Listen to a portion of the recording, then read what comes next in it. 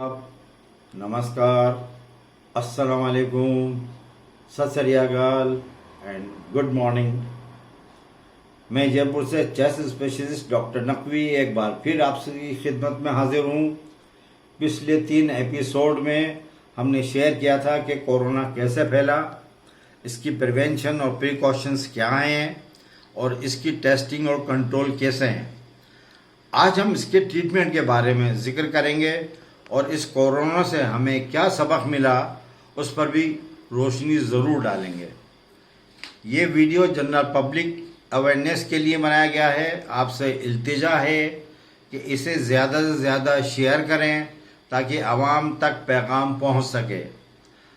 अब ट्रीटमेंट के बारे में शेयर करते हैं। सच्चाई यह है कि अभी तक कोरोना का कोई ट्रीटमेंट दुनिया में नहीं है, ये हकीकत है। लेकिन हाइड्रोक्सीक्लोरोक्विन, एजिथ्रोमाइसिन और 2 एंटी HIV मेडिसिन जो एड्स के पेशेंट में यूज़ होती है, इनका कॉम्बिनेशन पूरे दुनिया में कई जगह पे ट्राई किया गया है, लेकिन उम्मीद के मुताबिक उसमें कोई सफलता या कोई कामयाबी नहीं मिली है। तो अभी ये ऑथेंटिकेटेड नहीं है, लेकिन इस पर ट्रायल चल रही है, लेकिन इसके अभी ऑथेंटिसिटी कुछ भी नहीं है। हाइड्रोक्सीक्लोरोक्विन के बारे में मैं आपको एक बार बड़ी क्लियर बोल देता हूँ, बहुत गौर से सुन लीजिएगा इस बात को, कि कई पेशेंट टेलीफोन करके पूछते हैं कि साहब प्रोफाइलेटिकली एहतियात के तौर के ऊपर हम हाइड्रोक्सीक्लोरोक्विन क्या ले सकते हैं, या जो पॉजिटिव है क्या वो ले सकते हैं। बिल्कुल नहीं लेना है किसी भी हालत में, क्योंकि इसके साइड इफ़ेक्ट बहुत ज़्यादा हैं और बड़े डेंजरस हैं। इसका असर लीवर पे भी होता है, हार्ट पे भी होता है, लंग्स पे भी होता है, और कुछ केसेस सडन कार्डियक अरेस्ट के डिक्लेयर हो चुके हैं। तो इसलिए बराए करम आप बिल्कुल ना लें। इस बारे में डॉक्टर से मशवरा करें, डॉक्टर से सलाह करें। अगर वो मुनासिब समझता है तो ही आप उसका इस्तेमाल करेंगे। खुद एहतियात के तौर के ऊपर कतई ना लें। ये बहुत ज़रूरी पैगाम है जो मैं आपको दे रहा हूँ, क्योंकि कई रिपोर्ट डेथ उसकी हो चुकी है दुनिया के अंदर। अब आता है कि एक नई टेक्निक शुरू हुई है, प्लाज्मा इन्फ्यूजन थेरेपी। एक्चुअली में जिनको पेशेंट को कोरोना हो चुका होता है और जब वो रिकवर हो जाते हैं तो उनकी बॉडी में एंटीबॉडीज डेवलप हो जाते हैं। तो उनका प्लाज्मा ब्लड में होता है, वो प्लाज्मा जो पेशेंट है उसके अंदर उनको ट्रांसफ़र किया जाता है। जब प्लाज्मा ठीक हुए पेशेंट से जो मरीज़ है उसके अंदर जब डाला जाता है तो ठीक होने के चांसेस काफ़ी होते हैं, और इसके एनकरेजिंग रिजल्ट्स कई जगह से मिलने शुरू हो गए हैं। लेकिन अभी भी इसकी ऑथेंटिसिटी फाइनल नहीं हुई है, लेकिन ट्रायल चल रहा है और इसके काफ़ी कुछ एनकरेजिंग साइंस नज़र आ रहे हैं।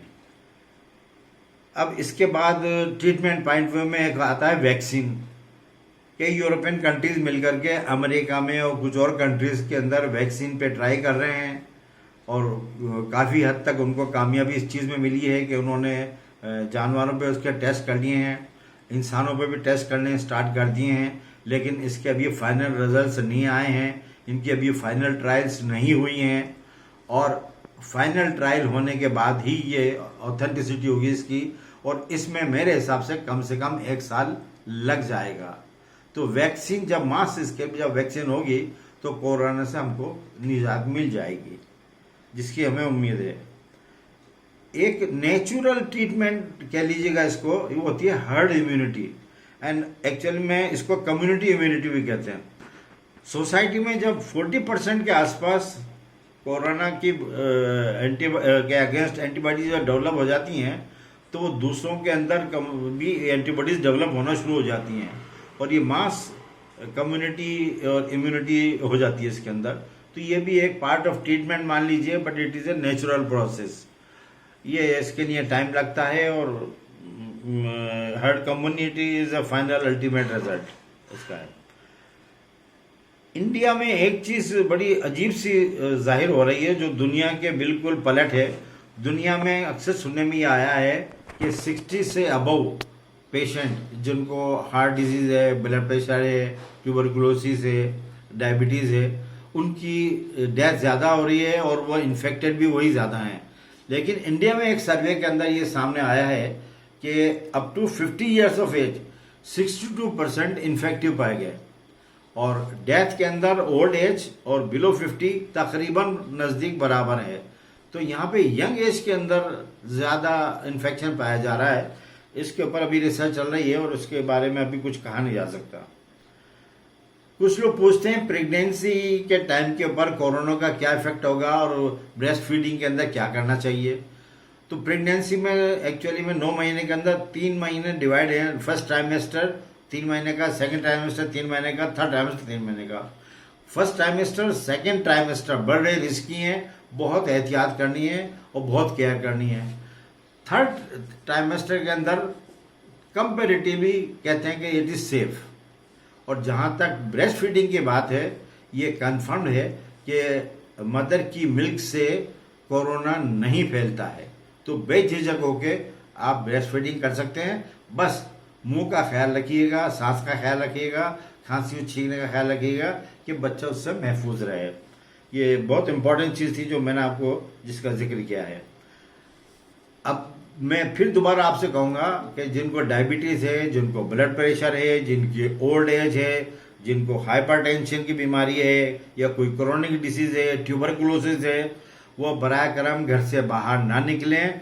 बहुत ही ज़रूरी हो तो फिर हॉस्पिटल के लिए जाएं, अदरवाइज वो अपने फैमिली डॉक्टर से टेलीफोन से कांटेक्ट करके इलाज करवाएं। कई डॉक्टर हैं जो मेरे दोस्त भी हैं, वो टेली मेडिसिन और टेली कंसल्टेशन दे रहे हैं, बिल्कुल फ्री दे रहे हैं। तो आप उनसे कांटेक्ट में रहें, मेडिसिन वो आपको एडवाइस करते रहेंगे। जहाँ तक मुमकिन हो घर पे ही रहें। लेकिन कई बार आपको कोई दिक्कत आती है, कोई परेशानी आती है, तो आपकी खिदमत के लिए मैं भी हाजिर हूँ। मैं अपनी डिटेल आपको दे देता हूँ, जब चाहें आप मुझसे कांटेक्ट कर सकते हैं।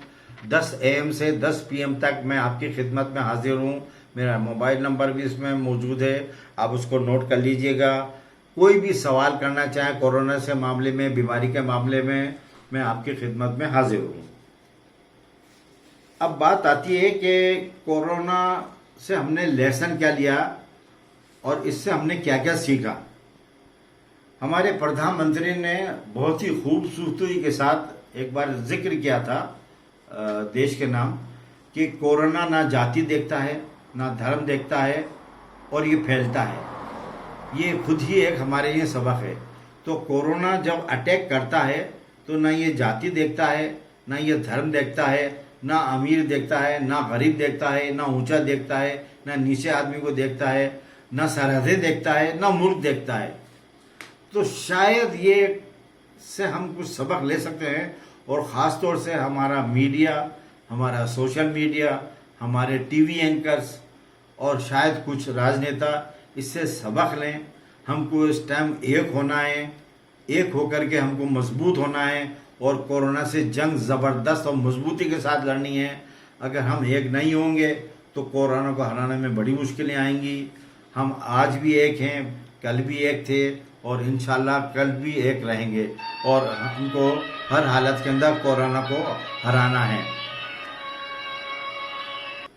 कोरोना से हमने क्या क्या चीज़ें हासिल की उसका मैं जिक्र कर दूं। पोल्यूशन पहले से बेटर हुआ है, ख़ासतौर से दिल्ली में, बॉम्बे में और कई शहरों में। घर में बैठे हैं, गाड़ियां बाहर कम गई हैं, पोल्यूशन कम हुआ है, तो काफ़ी स्तर इसका गिर गया है। क्राइम रेट बहुत कम हो गई हैं, बहुत कम हो गई हैं क्राइम रेट। एक्सीडेंट्स बहुत कम हो गए हैं क्योंकि गाड़ियाँ बाहर नहीं आ रही हैं।